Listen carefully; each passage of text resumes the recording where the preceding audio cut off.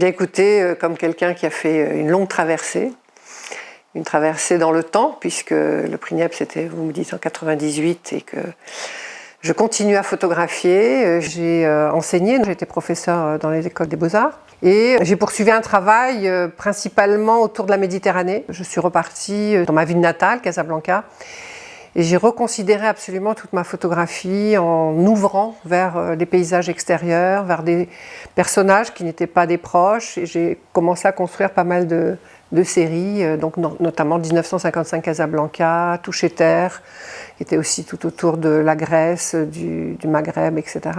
Maintenant, je me consacre totalement à mon travail d'artiste, je n'enseigne plus et j'ai quitté Paris pour vivre dans une maison qui a l'avantage d'avoir deux jardins d'un côté et de l'autre de la maison. Et c'est dans ces deux jardins que j'ai commencé à travailler les séries les plus récentes, notamment Éblouissement en 2021, qui était une collecte de fleurs que j'ai photographiée et ensuite dont j'ai saturé énormément les couleurs pour les rendre un peu artificielles et un peu menaçantes. Ensuite, il y a eu le jardin d'oiseaux, où là j'ai mis en scène des oiseaux que je capturais photographiquement de loin de ma fenêtre et qui arrivaient sur des tissus chamarrés, chatoyants. Donc j'ai toujours à cœur de retrouver la théâtralité des images, comme ma formation était plutôt en théâtre plutôt qu'aux Beaux-Arts. Et maintenant, ces fleurs et ces graines et ces brindilles sont à l'occasion d'un regard porté à nouveau sur la peinture, apposé sur des reproductions de tableaux du XVIIe, XVIIIe, Le Greco, Velázquez, Goya et Cranach et tant d'autres. Et c'est-à-dire que sur les pages du livre, je pose, je reconstruis les ornements, les chapeaux, les vêtements, ce qui entoure le tableau pour créer une nouvelle image qui nous rende ces personnages un peu imposants, un peu autoritaires de l'histoire de la peinture de ces années-là, et nous les rendre plus proches, créer une forme d'humour aussi concernant leur présence. Ce qui m'a beaucoup attiré dans ces portraits, c'est les postures et des regards qu'on trouve dans la photographie. Regard vers le spectateur, les vêtements, qui sont des très très beaux vêtements d'apparat, on va dire, et qui là deviennent une sorte de costume de théâtre, un peu loufoque. J'aime bien les transformer. Je me suis réapproprié en fait l'histoire de l'art. J'ai fait une série récemment aussi qui s'appelle Floraison et qui décline évidemment tout à fait de mon prénom, donc la déesse des fleurs. Cette série de Floraison, ce sont des autoportraits à nouveau. Je me suis photographiée en tenant des rameaux de fleurs, des branches de fleurs de toutes les couleurs devant mon visage. Donc je suis dans ce travail-là en ce moment. Oui, j'ai pensé à cette image qui fait partie de l'aventure Noire Limite, le thème de la mort que nous avions présenté aux abattoirs du Havre. Et finalement, c'est une image qui me représente en morte. Travail de peinture sur le corps, tissus et fleurs qui accompagnent le personnage, parce qu'en fait ce sont des personnages que je mets en scène. À proprement parler, on peut dire que ce n'est pas de la photographie au sens d'un instant, d'un vécu, c'est une mise en scène, comme on a beaucoup vu dans les années 90, et où le corps de la femme, en l'occurrence là, est mis en perspective par rapport à l'histoire de l'art. Mais l'histoire de l'art dans la représentation au sens large, c'est-à-dire aussi bien la peinture que l'imagerie religieuse de mauvaise qualité. C'est une image de la femme véhiculée même par la culture en général. Là, en l'occurrence, cette femme-là, c'était un personnage de l'opéra. C'est un opéra que j'aime beaucoup, La Dame aux Camélias. J'avais intériorisé l'idée que les femmes dans l'histoire étaient mortes, que les hommes finalement aimaient bien quand les femmes étaient allongées, nues, les yeux fermés, ou habillées, les yeux fermés, ou quelque chose qui a sans doute fait écho à plein de choses dans ma vie, mais en tout cas dans l'histoire de l'art, l'impression qu'en effet, beaucoup des représentations féminines, des Ophélie, etc., comme objet de désir et objet inerte et accessible. Déjà, moi je fais partie des enfants de la République qui ont toujours été contents d'avoir un prix, d'être les premiers à l'école, d'être félicités. J'ai absolument aucune honte à le dire, j'accepte les honneurs. Je crois que je suis chevalier des arts et lettres. Voilà, oui, je suis contente, je suis fière, j'ai été boursière, mes parents n'ont jamais eu les moyens de nous propulser d'une manière ou d'une autre. Donc merci. Merci le prix Niepce. Moi j'ai vraiment été fière voilà, comme une gamine à qui on donne un prix. C'est génial, ça fait plaisir, c'est incroyable. Le prix Niepce avait été accordé sur un corpus d'images qui était beaucoup plus lié à des mises en scène dans la nature, des personnages de proches que j'ai photographiés lors de vacances, dans des sites un peu comme ce que je pourrais imaginer, le paradis, le jardin d'Éden, voilà, c'était tout l'imaginaire qui présidait à ces images. Qu'est-ce que ça... Alors bon, ça m'a donné à l'époque une petite déception malheureusement, c'est que Régis Durand, qui avant a accueilli le prix Niepce au Centre de la photographie, Centre national de la photographie, rue Berrier, n'a plus voulu participer à cette manifestation de gens d'images et donc a fermé la porte au futur prix Niepce. Donc après, il a fallu que ma galerie Les Filles du Calvaire trouve une solution de rechange et que les gens d'images trouvent une solution de rechange. Donc ça a été à la fois conjointement une exposition à la galerie des Filles du Calvaire et au musée Niepce à Chalon-sur-Saône.